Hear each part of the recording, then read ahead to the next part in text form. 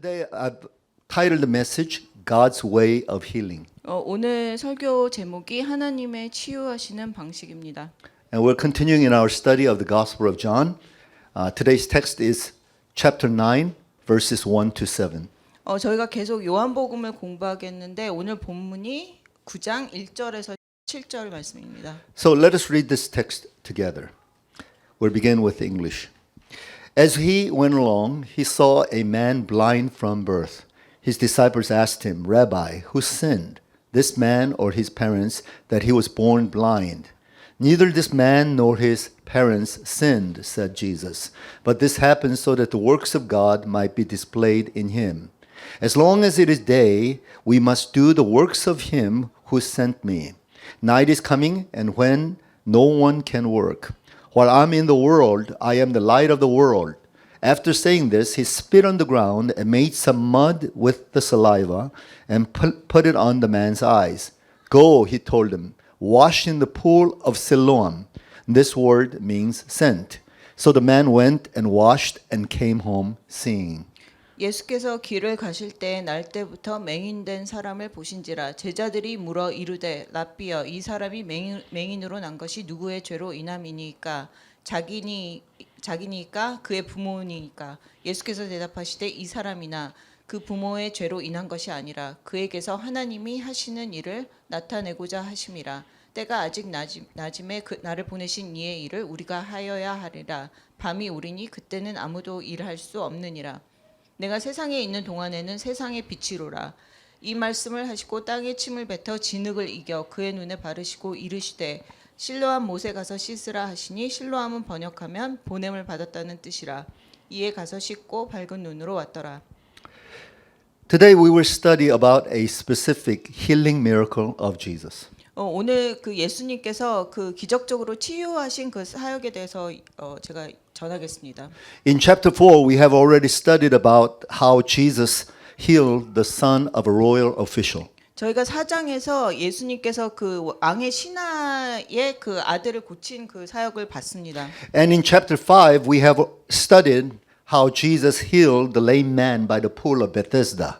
그리고 그 저희가 5장에서 예수님께서 그 베데스다 연못에서 그 걷지 못하는 그 사람을 또 고치신 것에 대해서 저희가 공부했습니다. And we're familiar with the fact that all throughout the Gospel of John and also the other Gospels, Jesus healed so many people and also casted out so many demons. 그래서 저희가 그 요한복음뿐만이 아니고 그 모든 복음서에서 예수님께서 많은 병자를 치유하시고 또 많은 귀신을 내쫓으신 것을 보게 됩니다. But today in this chapter 9 of the Gospel of John, we will focus on Jesus' healing of a particular blind man. 그렇지만 저희 9장에서는 특별히 예수님께서 이 눈먼 자를 고치신 그것에 대해서 보겠습니다. And I hope by studying this particular incident, we will become a little more familiar with the principles that are related to healing or restoration. 그래서 저희가 이것을 공부하면서 그 치유와 또 회복에 대한 원리들에 대해서 저희가 더 이렇게 잘 알게 될 기회가 될 것입니다.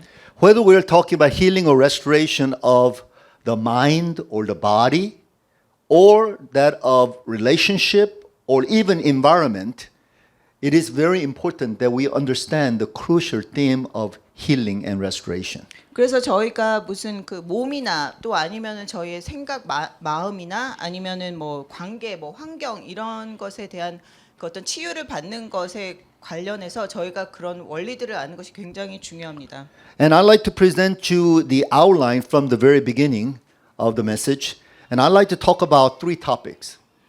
그래서 제가 이제 그 하나하나 이렇게 짚어보면서 특별히 이제 세 가지 그 주제에 대해서 제가 다루겠습니다. And interestingly, right here in this short passage, we see all of these three essential factors related to any kind of healing or restoration type of ministry. 그래서 오늘 본문이 굉장히 짧지만 이 본문 안에 그 세 가지 치유랑 그 회복에 관련된 그 세 가지 그런 주제들이 다 들어가 있습니다. First theme I will address is that of the relationship between personal sin and sickness or suffering. 그래서 제가 첫 번째로 얘기할 것이 그 개인적인 죄와 질병, 고통에 대한 그 어떤 관계들에 대해서 이야기하겠습니다. And then secondly, I would like to talk about the whole theme of divine work the purpose behind divine work. 그리고 두 번째는 그 하나님의 이 일 뒤에 있는 그 하나님의 목적에 대해서 또 얘기하겠습니다. And then finally, I'd like to speak on a very important topic of human cooperation or participation in terms of exercising faith and obedience. 그리고 세 번째가 중요한 그 주제인데 그 인간이 그 하나님에게 합력하면서 그 믿음과 순종으로 함께하는 그러한 것입니다. So let us begin with the first theme of personal sin and sickness. 그래서 첫 번째 개인의 죄와 질병에 대해서 살펴보겠습니다. We're going to read from verse 1 to verse 3. 1절에서 3절을 읽겠습니다. As he went along, he saw a man blind from birth. His disciples asked him, Rabbi, who sinned, this man or his parents, that he was born blind? Neither this man nor his parents sinned, said Jesus. 예수께서 길을 가실 때에 날 때부터 맹인된 사람을 보신지라 제자들이 물어 이르되 랍비여 이 사람이 맹인으로 난 것이 누구의 죄로 인함이니이까 자기니까 그의 부모니이까 예수께서 대답하시되 이 사람이나 그 부모의 죄로 인한 것이 아니라. Now, why do you suppose the disciples of Jesus asked him this question? 왜 예수님의 제자들이 이러한 질문을 했을 거라고 생각하십니까? Why was this man born blind? 왜 이 사람이 그 맹인으로 태어났을까요? What's the cause of his blindness? 그리고 무엇이 원인에 대해서 이 사람이 맹인으로 Was 태어났을까요? was it because of his particular sin or is it because of the sins of his parents? 그 사람의 죄로 인한 것입니까? 아니면 그의 부모의 죄로 인한 것입니까? Why do you think the disciples asked this question? 왜 제자들이 이런 질문을 예수님께 했습니까? Was this like a seminary class where you're asking the professor a question, a theoretical question? 여기가 무슨 신학교 교실이어서 그 교수님한테 그런 신학적인 질문을 물어보는 그런 상황이었습니까? We make it very theoretical and theological in the seminary setting, looking at texts like this. 그래서 저희는 물론 신학교 그 안에서는 이러한 것 질문들을 이렇게 신학적인 관점에서 살펴보기도 합니다. But I personally don't think this is the way it happened because the setting is nothing like a typical classroom setting. 그렇지만 이 상황은 그런 어떤 교실 그런 상황이 아니었기 때문에 그런 식으로 이렇게 진행되는 상황이 아니었습니다. See, all throughout Jerusalem in that vicinity, during this time of festival, there were many people. 그 당시에 그런 그 축제가 있었기 때문에 그 많은 사람들이 예루살렘 안에 모여 있었습니다. And it seems like Jesus was making himself through the crowd, and it was as he was going along, he happened to see this particular man who was blind from 그래서 birth. 예수님께서 그런 이제 많은 사람들이 모여 있는 곳을 이렇게 다니시다가 이렇게 맹인된 이 사람을 어떻게 보게 되셨습니다. And something attracted his attention, and he decided to pause for a moment and focus on this particular man. 그래서 예수님께서 이 사람을 봤을 때 뭔가에 이렇게 이끌리셔서 이 사람 잠깐 이렇게 멈추시고 이 사람에게 관심을 두기 시작하셨습니다. And Jesus' disciples were all following him around, and suddenly Jesus pauses, so they pause. 그래서 제자들이 예수님을 계속 따라서 이렇게 가고 있다가 갑자기 예수님이 멈추셨기 때문에 또 제자들도 같이 이렇게 멈춰서 And you know, anytime Jesus pauses in terms of his action, he's deliberately doing that. 그래서 예수님께서 이렇게 계속 움직이시다가 이렇게 갑자기 이렇게 멈추실 때는 그 뭔가 예수님께서 특별한 목적이 있으시기 때문에 Because he wants everybody else to also pause with him and focus on something like this. 그래서 예수님께서 예수님뿐만이 아니고 같이 있던 사람들도 같이 멈춰서서 관심을 갖기 원하셨습니다. Not only the disciples, but rest of the crowd, they probably were very much interested in what Jesus was doing. So if Jesus pauses, everybody pauses. 그래서 예수님의 제자뿐만이 아니고 예수님 주위에 몰려있던 많은 사람들이 예수님께서 멈추셨을 때 또 그 왜 멈추셨나 이렇게 관심을 가지고 보게 되었습니다. If Jesus focuses on something, everyone begins to focus. 그래서 예수님께서 뭔가 이렇게 관심을 가지시면 주위에 있는 모든 사람이 그것에 관심을 가지게 And I believe 됩니다. there was literally a pool of concentration of people gathering around this poor man who was blind. 그래서 수많은 사람들이 이 맹인된 사람을 둘러싸고 이 사람에게 관심을 가지게 되었습니다. And maybe Jesus just took his time. He didn't engage in action right away. Maybe he just paused for a while and just kind of beheld this man.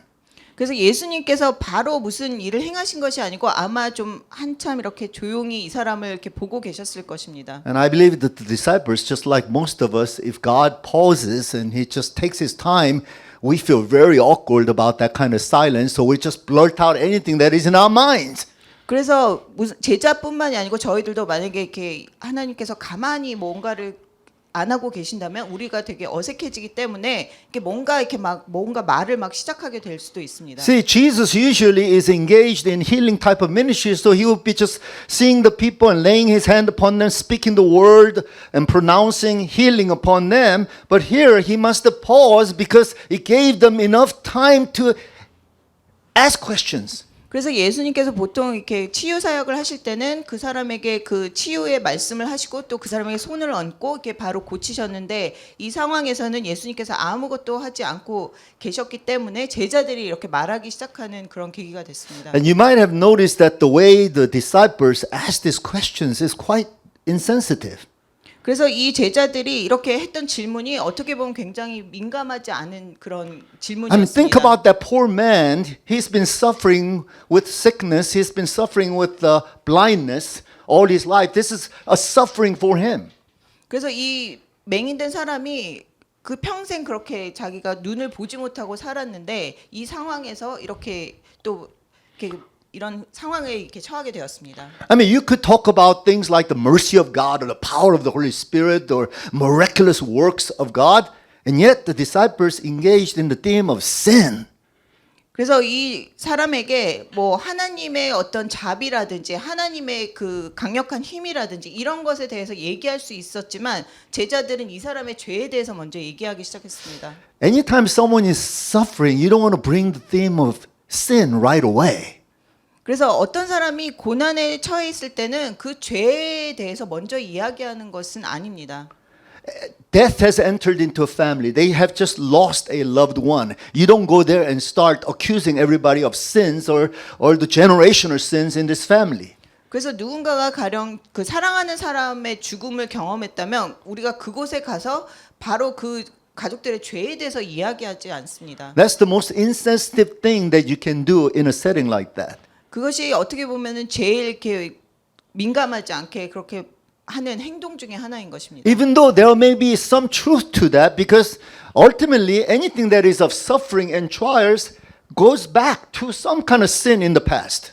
물론 이렇게 어떤 고난이나 고통에 그런 그 죄가 개입되어 있는 것은 사실입니다. 이렇게 뒤로 이렇게 계속해서 이렇게 가보면 과거로 돌아가 보면 어떤 종류의 죄가 벌써 그곳에 이렇게 약간 개입되어 있는 것이 사실입니다. We can always go back to the original sin, and we can go back to the sin of Adam and Eve and how they botched everything up, and now we have to receive the penalty and the consequence of that. 그래서 우리가 우리의 원죄로 돌아갈 수 있습니다. 그래서 아담과 이브가 죄를 범했기 때문에 우리가 이런 고통과 고난을 겪게 되는 그곳까지 우리가 또 돌아갈 수도 있는 것입니다. All the sins of our ancestors, generationally, they have done wrong, and so things have begun to pile up, and now we are simply experiencing the karma end of that.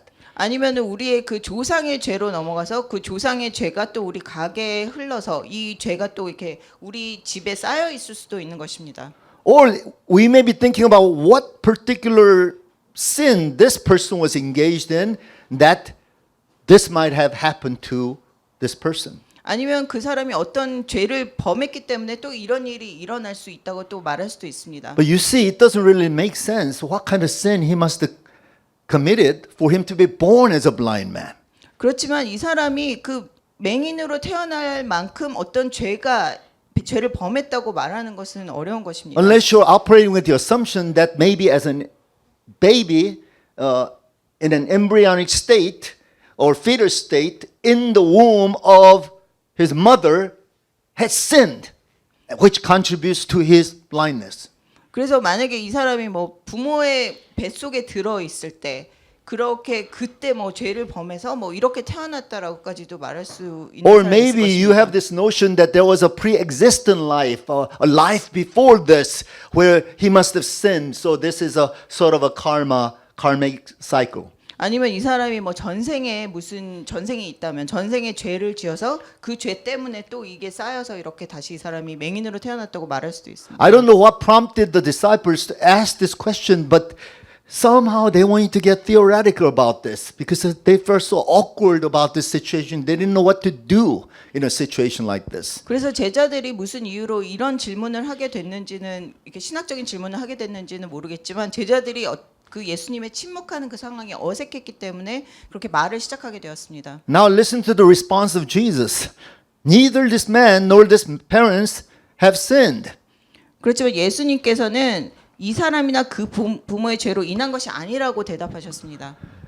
See, Jesus knew that so many people have these issues. When people are suffering, the assumption that many people, as we look at that particular person or that particular surrounding, we have this sneaking suspicion that there must be some kind of sin involved. 그래서 예수님께서 아셨던 것이 사람들이 보통 어떤 사람이 고난이나 고통을 당할 때 그 사람들이 약간 이렇게 이 사람이 뭘 잘못했거나 아니면 그 사람 주위에 뭐가 잘못됐거나 이런 의심을 하는 그런 경향이 있는 것을 아셨습니다. You know how I know that? 제가 그걸 어떻게 알까요? Because when something terrible happens to me, I almost get a sneaking suspicion that other people are looking at me with a judgmental side. 저에게 어떤 그런 힘든 일이 생겼을 때 제가 이렇게 딴 사람들이 나를 이렇게 판단하는 눈으로 보면 어떡할까 하는 그런 염려가 있기 때문입니다. I remember long ago when my infant son died, there was a lot of mercy and a lot of compassion around me, but at the same time I couldn't avoid this suspicion that others may be judging us. 그래서 제 어린 아들이 그 죽었던 그 일이 있었을 때 많은 사람들이 물론 저희에게 이렇게 위로해주고 또 위안을 줬지만 또 그 주위에 또 이렇게 약간 의심의 눈길로 저희를 쳐다보는 것을 제가 느꼈습니다. What kind of sin? What kind of hidden sin? What kind of unconfessed sins? What kind of generational sins? Or what kind of curse that may have come upon this family? 이 집안에 어떤 죄가 있을까 아니면 무슨 그 가게에 내려오는 무슨 죄가 있었을까 뭐 저주가 있었을까 뭐 이런 식으로 생각하는 것을 느꼈습니다. I don't like that to be at the receiving end of that kind of judgmental spirit. 저는 그런 판단하는 그런 그 마음을 그 사람들의 그것을 받는 것이 불편했습니다. But at the same time, when I'm looking at others who are suffering, I tend to have this a little subtle sense like, what did they do wrong? What went wrong in their family's life that they end up in a mess like this? 그렇지만 제가 또 어떤 고통과 고난을 당하는 사람들을 볼 때도 약간 이렇게 저 사람이 어떤 무슨 잘못을 저지른 것은 아닐까 이 집안에 어떤 무슨 일이 있는 것을 아닐까 하는 그런 약간의 그런 생각을 하게 될 때도 있습니다. And don't you appreciate Jesus' answer? Basically, through his short and succinct answer, he basically cut to the chase and says, no, this is nothing about sin. 그렇지만 예수님께서는 그 아주 바로 말씀하신 것이 이것이 죄와는 상관없다고 바로 말씀하셨습니다. It could be about the sin, 물론 그것이 죄와 관련된 것이었을 수도 있습니다. but it doesn't necessarily have to be about the sin. 하지만 그것이 꼭 죄와 관련된 일이라고 그렇게 할 수도 없는 것이었습니다. You see, Jesus is pointing out the truth that had already been taught through the book of Job, that not all sufferings can be attributable to sins or personal sins. 그래서 예수님께서 여기서 이렇게 말씀하셨던 것이 그 욥서에 나오는 그런 그 진리처럼 모든 고난과 고통이 꼭 죄와 관련되는 것은 아니다라는 것을 이렇게 말씀하셨습니다. Do you remember what happened to Job? 그 욥에게 어떤 일이 일어났는지 Almost 기억하십니까? simultaneously, 그 동시다발적으로 he lost all his possessions. 그 모든 소유를 잃어버렸고 He lost all his children, 그리고 자식들을 다 잃어버렸고 and some kind of plague came upon his body, and he was filled with sickness. 그리고 몸 전체에 이렇게 옴 같은 게 막 생기고 그리고 모든 온갖 질병을 겪었습니다. Even his own wife rejects him and sees him as a disgusting figure. 그리고 그 와이프가 그 욥을 완전히 그 욕을 하면서 그 싫어하면서 떠났습니다. In addition to this kind of calamity that came upon his life, his best friends came and trying to console him basically end up accusing him of some kind of hidden sin. 그래서 이런 모든 고난과 고통을 겪고 있을 때 그의 친구들이 찾아와서 그 사람이 죄를 범하고 있다고 그렇게 또 비난했습니다. And do you remember how Job tried to defend himself?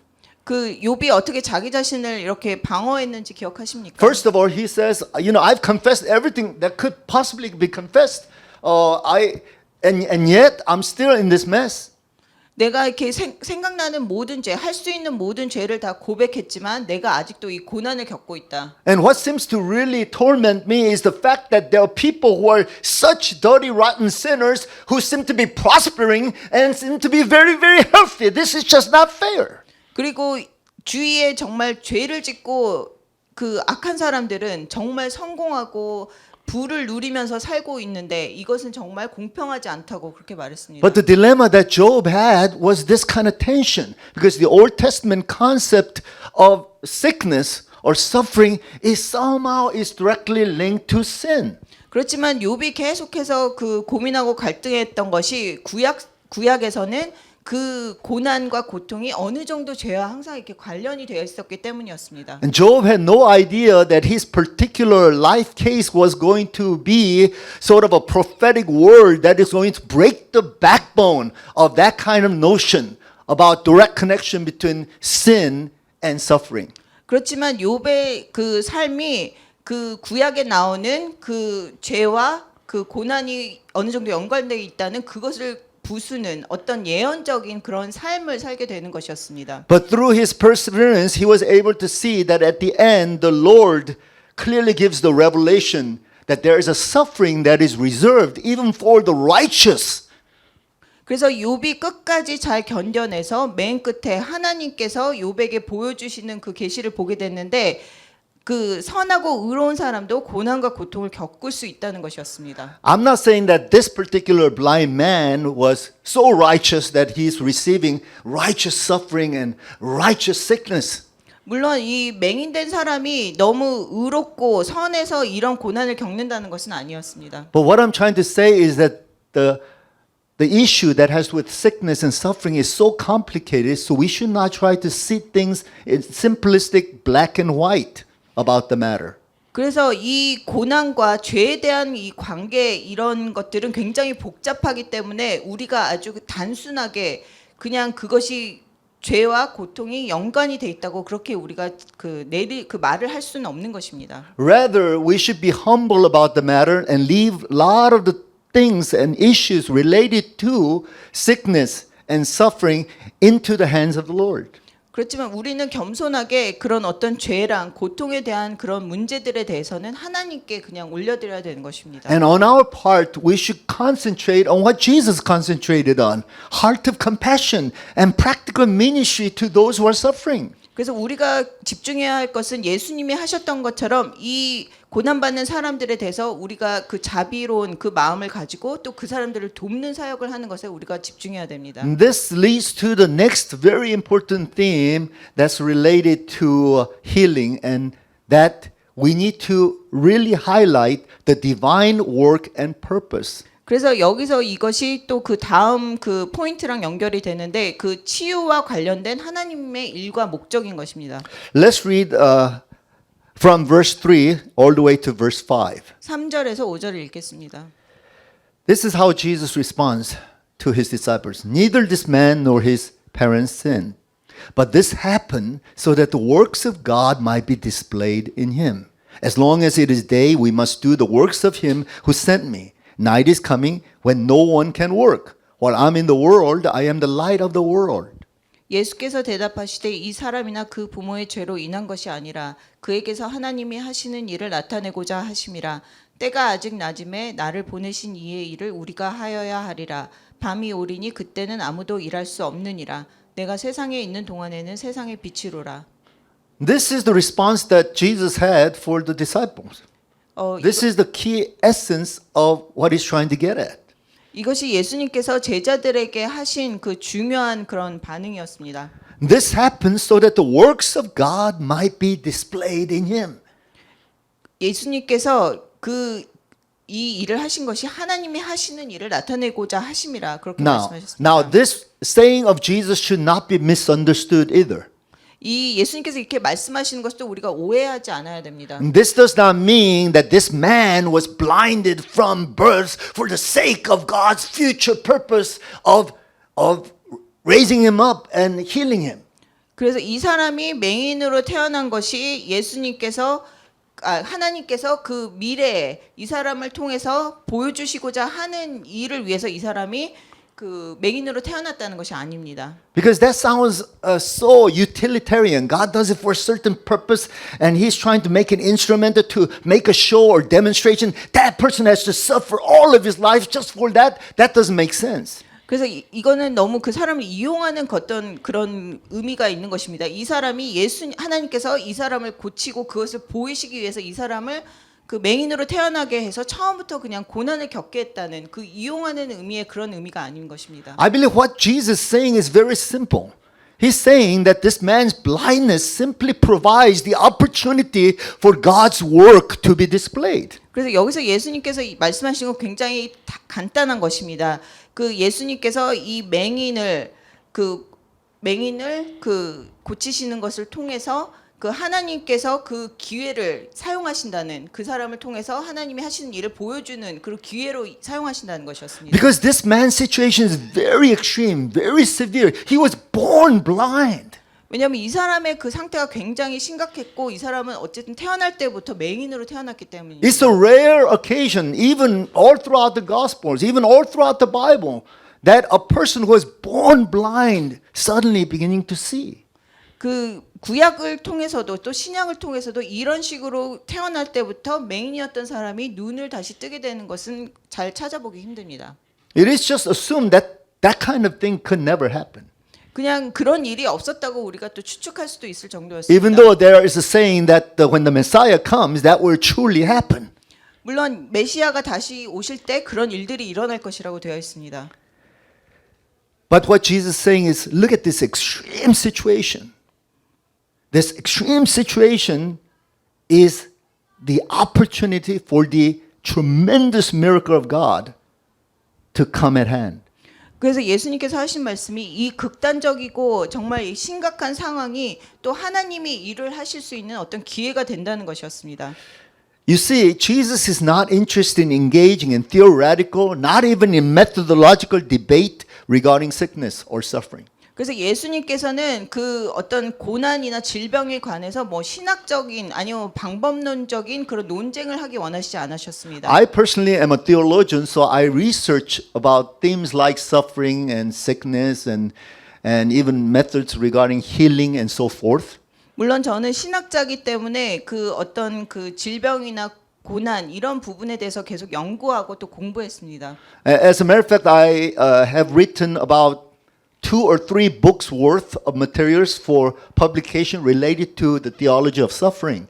그리고 저는 이렇게 책을 한 2-3권 만들 수 있을 정도의 양의 어떤 그 논문도 제가 계속해서 그 고난과 그 부분에 대해서 그 주제로 제가 글을 썼습니다. Theoretical, methodological, philosophical, whatever, therapeutical, whatever it may be. I'm coming to realize Jesus is not interested in that. 그래서 그것이 물론 뭐 신학적이거나 뭐 방법론적이거나 철학적이거나 그런 의미의 어떤 그 주제로 이렇게 할 수 있지만 접근할 수 있지만 예수님은 그 부분에 대해서 전혀 관심이 없으셨습니다. What I'm about to say may actually get me crucified in some circles, but I'm going to say it anyway. I don't think Jesus is that interested in the theological, or even the dogmatic, even the doctrinal things that we are talking about to the degree that we take it with seriousness.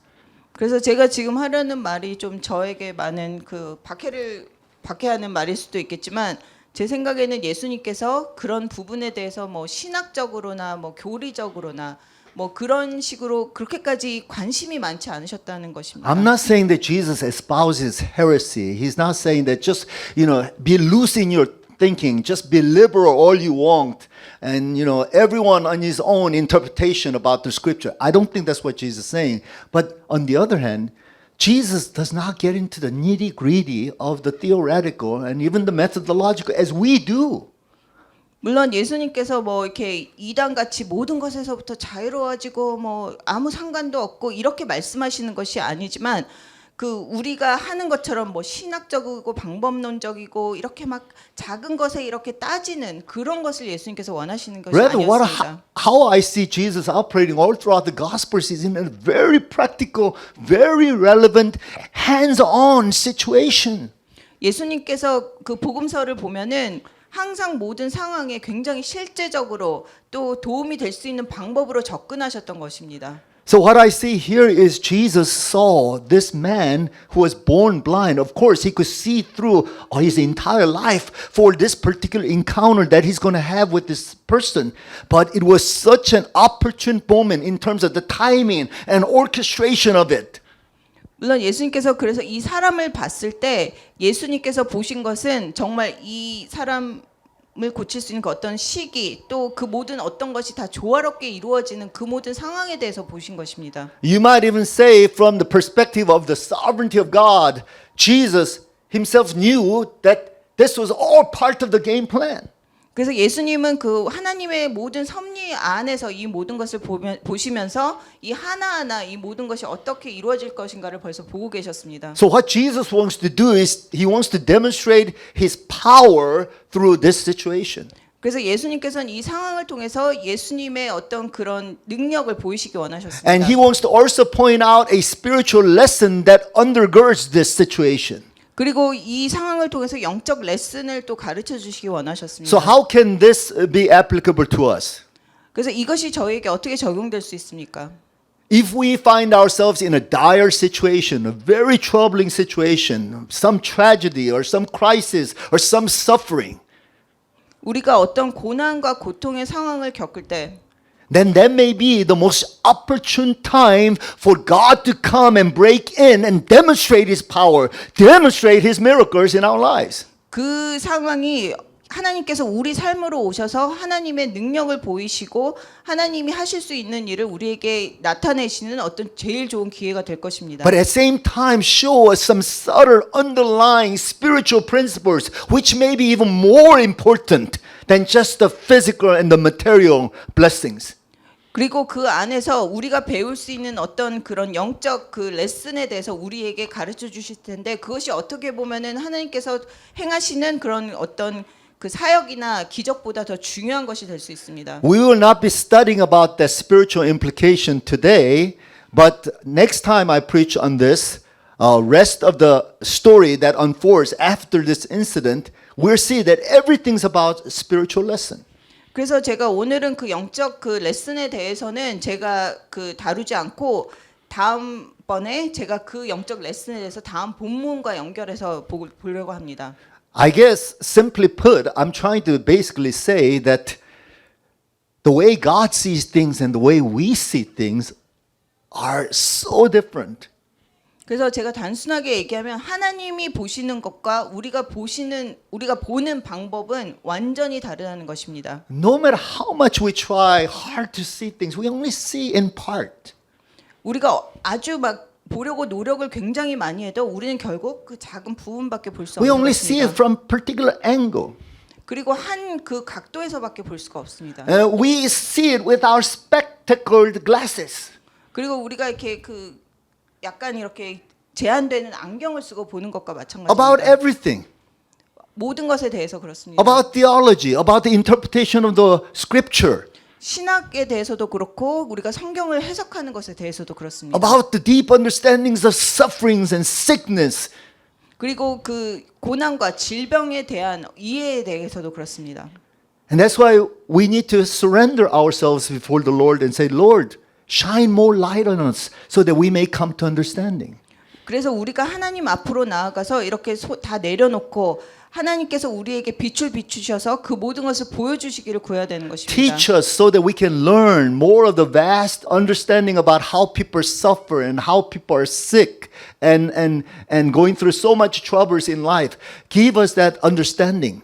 그리고 그 이 세상 사람들이 겪는 고통과 고난, 질병 그 모든 부분에 대해서 우리가 이해할 수 있게 계속해서 우리에게 그 이해력을 주시라고 또 우리가 구해야 됩니다. And at the same time, give us a practical understanding as to how we may reach out to them, bringing some healing, bringing some comfort, bringing some solution to their lives. 그리고 우리가 실제적으로 어떻게 하면은 그 사람들 삶에 우리가 해결책을 주고 또 힐링을 그러니까 치유를 도와줄 수 있고 어떻게 우리가 실제적으로 그 사람들을 도와줄 수 있는지를 또 가르쳐 주시기를 구해야 됩니다. And by the way, because Jesus is in the practical business of bringing practical solutions to people's lives, he does not require us to have comprehensive understandings of anything. 그래서 예수님께서는 굉장히 실제적으로 도와주기 원하시고 실제적인 해결책을 주시기 원하시는 분이시기 때문에 우리가 모든 것을 막 통합적으로 다 이해하는 것을 또 원하시지 않습니다. You see, that's not necessary. That's irrelevant. Why? Because we just need to line ourselves to the will of God and what God wants us to do, and that is the way to find solutions for our lives. 왜냐하면 우리가 그 모든 것을 하기 위해서는 우리가 모든 것을 다 이해할 필요가 없고 우리는 하나님의 그 뜻에 우리가 그 집중하고 그것에 맞추어서 그것을 따라서 순종해 나가면 되는 것입니다. And this is exactly why Jesus engages in what he engages in next, starting with verse 6. 그것이 예수님께서 그 6절부터 하신 일의 이유인 것입니다. After saying this, he spit on the ground and made some mud with saliva and put it on the man's eyes. Go, he told them, wash in the pool of Siloam. This word means sent. So the man went and washed and came home seeing. 이 말씀을 하시고 땅에 침을 뱉어 진흙을 이겨 그의 눈에 바르시고 이르시되 실로암 못에 가서 씻으라 하시니 실로암은 번역하면 보냄을 받았다는 뜻이라. 이에 가서 씻고 밝은 눈으로 왔더라. I've noticed that in my preparation for this message, as I looked into some commentaries, I realized that the scholars are very much interested in this whole saliva and mud thing. 그래서 제가 이 오늘 말씀을 준비하면서 여러 이렇게 책들을 봤는데 많은 이렇게 학자들이 여기 그 침하고 진흙에 굉장히 많은 그 관심을 가지고 있었습니다. We theologians tend to operate that way. Anytime there's like a special case or special type of remedy or special type of methodology, we get into it. We can write a PhD thesis on that. 그래서 보통 신학자들이 이런 식으로 어떤 그런 사건들이나 이런 사역이 있을 때 거기서 이렇게 굉장히 이렇게 그 하나의 이 단어나 이런 어떤 사건에 이렇게 집중하면서 그것으로 박사학위 논문까지 쓸 수 있을 정도로 파고들곤 합니다. And we ministers of the gospel, we're always looking for better methodology. So we're asking the question, why mud? Why saliva? 그리고 우리처럼 이렇게 복음을 전하는 사람들은 또 여러 가지 방식들에 대해서 생각을 하기 때문에 여기서 또 왜 침일까, 왜 진흙을 사용하셨을까 이렇게 또 질문을 하게 Let me 됩니다. just give you one illustration. And I kind of almost bought into this, but I decided to ditch that after I realized what Jesus was really getting at. 그래서 제가 한 예를 들겠습니다. Well, for example, the mud, where do we see mud being referred to in the Bible? 그래서 먼저 진흙을 보면은 그 성경에서 진흙이 어떤 의미로 사용되고 있습니까? And some scholars take it all the way back to Genesis 2 text where God took the dirt of the ground and he formed the man. 그래서 어떤 학자들은 그 창세기 2장까지 다시 돌아가서 거기서 하나님께서 그 흙을 가지고 이렇게 사람을 만드신 것을 말합니다. So human beings, we have been created out of nature or the things of the material realm. And God formed us in this physical form. 그래서 우리 인간이 이렇게 그 세상에 있는 그 재료를 가지고 이렇게 만들어져서 이렇게 나왔습니다. So this must mean that Jesus taking some mud and placing on this man's eyes has something to do with restoring that creative or the natural dimension of his being. 그래서 그 예수님께서 진흙을 가지고 이 사람의 눈에 발랐던 것이 어떤 그런 회복시키는 것 아니면 뭐 창조하는 이 세상에 있는 것을 가지고 다시 창조하는 어떤 그런 의미로 사용됐을 수도 있습니다. But then why saliva from the mouth of Jesus? 그렇지만 왜 예수님 입에서 나오는 또 침이 Oh, 또 this has to do 들어왔습니까? with the word of God or the spirit of God that comes from divine essence. And so it has to be a combination of the physical with the spiritual or the divine. 그것은 예수님의 입에서 나오는 하나님의 말씀, 그 영혼을 담은 말씀 뭐 그래서 이것이 그 육체적인 것과 또 영적인 것이 함께 이렇게 같이 간다는 그런 것입니다. You see how we can get so engrossed in this and go spiraling down, deeper and deeper, and thinking that we have finally found the reason why Jesus operates this way. 그래서 여기서 이렇게 볼 수 있는 것이 이런 식으로 이런 것들에 대해서 막 연구하고 이렇게 파고들기 시작하면은 그것이 계속 이렇게 들어가게 되고 또 그것이 어떻게 예수님께서 이런 식으로 이걸 사용하셨다 이렇게 결론을 내릴 수가 있는 But I don't 것입니다. think we need to get into the complications because that's probably the wrong direction that we're going if we're thinking that this is what the interpretation is. 그렇지만 우리가 그런 식으로 이렇게 복잡한 해석으로 들어갈 필요가 없는 것입니다. I think the simple reason why Jesus did this was he could have done it some other way, but then this man didn't have to do anything to receive the benefit. 그렇지만 예수님께서 물론 다른 방식으로 또 하실 수도 있었겠지만 그렇게 하셨을 경우는 이 눈먼 사람이 아무 혜택을 받을 수 없는 어떤 그런 상황이었기 때문이었습니다. I mean, he could have just laid his hand on that blind man and say, open your eyes and see. And he could have seen right away. And voila, this is a miracle that happened.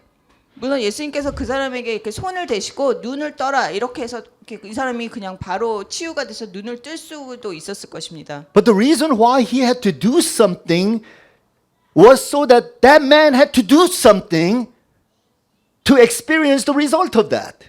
예수님께서 이 사람에게 무엇을 하셨던 이유는 이 사람이 이 맹인이 또 무엇인가를 해서 자기가 그것을 경험할 수 있게 하기 원하셨기 때문인 것입니다. He had to make a paste out of mud with his saliva and then paste it on this man's eyes so that he has to actually go to that particular place Jesus told him to go to wash it off in order to experience the miracle of healing.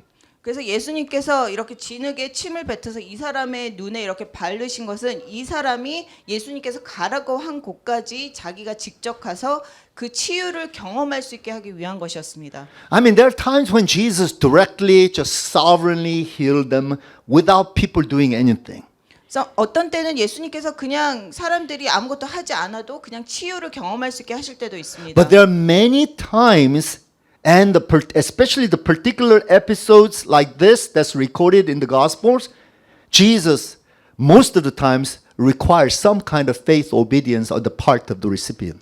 하지만 많은 경우에 예수님께서는 그 치유를 받는 사람들이 어떤 그 믿음을 가지고 그것을 받아들일 수 있게 그 사람들이 무언가를 하기를 원하셨던 그런 것들이 더 많이 Why is this 있었습니다. so important? 그게 왜 이렇게 중요할까요?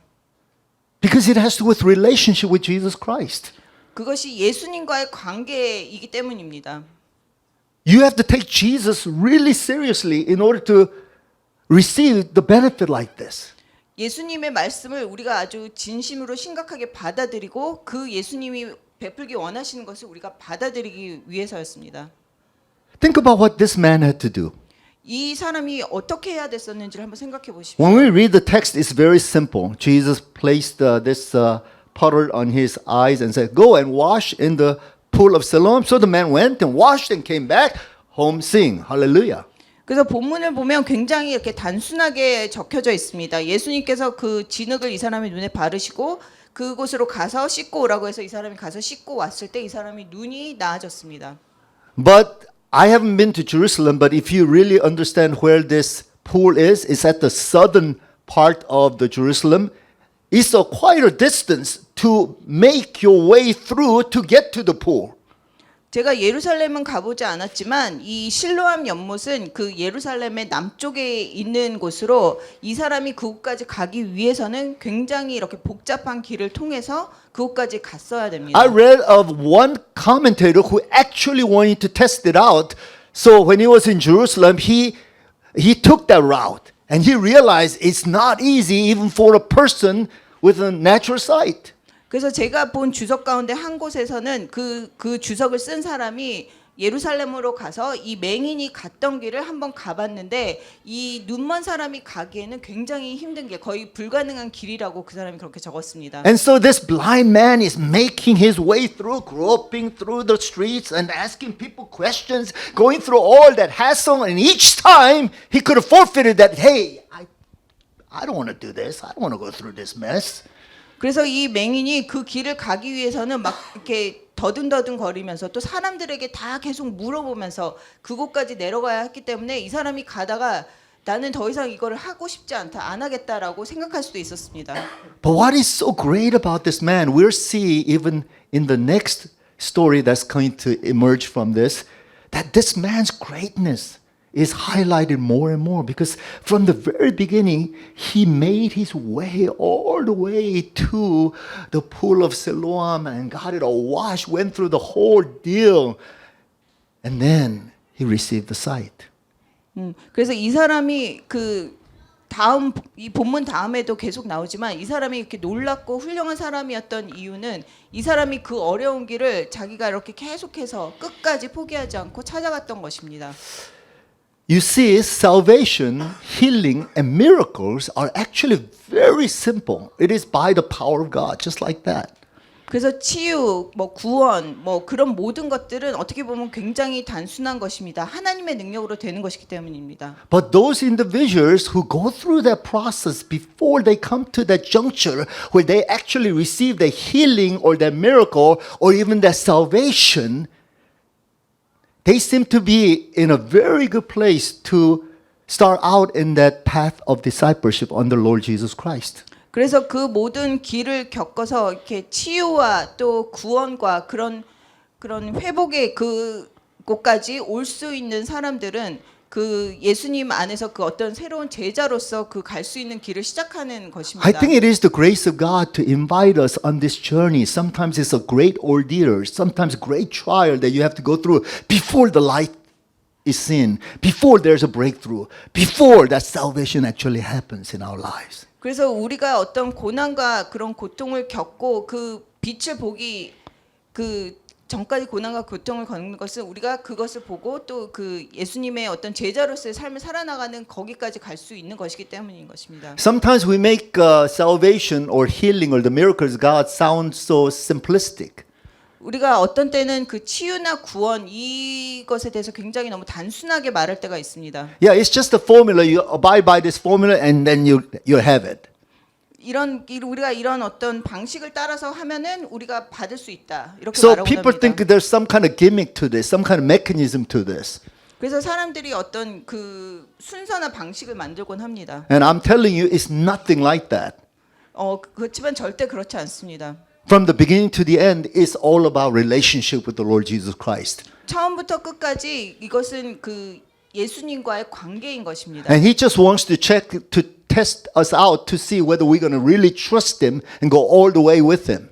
우리를 계속해서 그 중간중간 시험하시면서 우리가 끝까지 함께 갈 것인가를 그렇게 Whether we are 시험하십니다. absolutely serious about Jesus. 우리가 예수님에 대해서 정말 진정한 마음이 있는가를 We 시험하십니다. may test Him out, but He's also testing us out.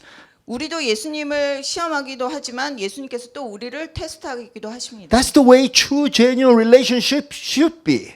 그것이 진정한 관계가 그렇게 가야 되는 것입니다. I mean, when I got married to my wife, Esther, I had to test her out. She had to test me out. 그래서 제가 저의 아내와 결혼할 때도 제 아내도 저를 한번 테스트를 했어야 되지만 저도 또 아내를 테스트했어야 됩니다. Whether I was going to be that one woman man and she's going to be that one man woman, that has to be tested out. 그래서 이제 내가 와이프에게 그 유일한 한 사람이 될 것인가, 또 와이프가 나에게 유일한 한 사람이 될 것인가를 서로 우리가 시험했어야 됩니다. And that's what true relationship is, isn't it? 그것이 진정한 관계인 것입니다. That's true covenant, isn't it? 그것이 진정한 언약인 것입니다.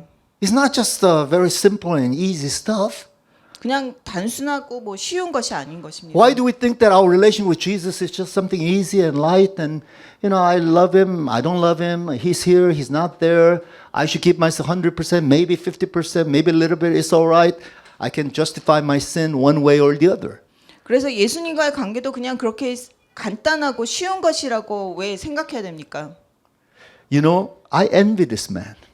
저는 이 맹인이 굉장히 부럽습니다.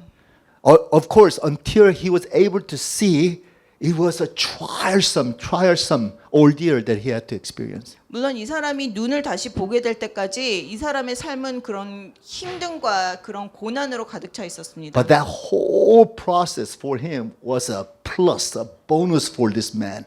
Because when he finally saw who Jesus was, he was able to commit himself fully to Jesus Christ. 그렇지만 이 사람이 이 모든 과정을 겪은 것은 이 사람에게 정말 축복이었던 것이 이 사람이 눈을 뜬 후에 예수님을 봤을 때 예수님께 완전히 자기 자신을 헌신했기 때문입니다. So we think of this story as a story of healing. 우리는 이것을 보통 이렇게 치유의 이야기로 이해합니다. But it's really about healing, but something even deeper. It's about discipleship. 물론 이것이 힐링에 대한 이야기이기도 하지만 더 깊게 들어가 보면 제자도에 관한 이야기인 It's 것입니다. about spiritual relationship. 영적 관계에 관한 것입니다. It's about spirituality. 그리고 영성에 대한 것입니다. Amen. So I want you to keep in mind these three outlines that I have given you regarding this particular episode, particular incident, that Jesus is deeply talking about the relationship between personal sin and sickness, that he's also talking about divine work and purpose, and finally, he's talking about the importance of human faith and obedience. 그래서 제가 여러분께서 계속 이 세 가지 그 포인트에 대해서 계속해서 생각해 보시고 묵상하시고 첫 번째가 그 개인적 죄와 질병이었고 두 번째가 하나님의 일과 목적, 세 번째가 인간의 믿음과 순종입니다. Amen. Let us pray. Heavenly Father, we thank you so much for the depth with which, Lord Jesus, you operate. Jesus, you more than anyone see, understand, and know all things. And yet, Lord, you're not interested in all the details about the theoretical, methodological, even the therapeutical aspects of healing this man. Lord, you operate with something more intuitive. You operate with true compassion and mercy, and you do the most practical thing to help this man to recover. You're the only one who can do it, Lord. And if we're going to participate in your type of ministry, then we have to continue to watch you and observe you in action. And we also simply need to obey you when you command us to go and do likewise. So, Father, we ask that as we venture into this study of this particular man who received his sight, as we study this entire chapter 9, Lord, Father, may you work in our spirits as well so that we may have the spiritual sight, so that we can begin to see and understand how you operate. See and understand the truths that you want to impart to us. See and understand what kind of freedom you want to lead us into. May we be set free by your truth, Lord. Help us in this season and time. We ask in Jesus' name. Amen. Now may the Lord bless you and keep you. May the Lord make his face to shine upon you and be gracious unto you. May the Lord turn his face towards you and radiate in all his glory, beauty, wisdom, and love. And may you now go forth and bless others with the goodness and compassion of the Lord Jesus Christ. In the name of the Father, Son, and the Holy Spirit. Amen.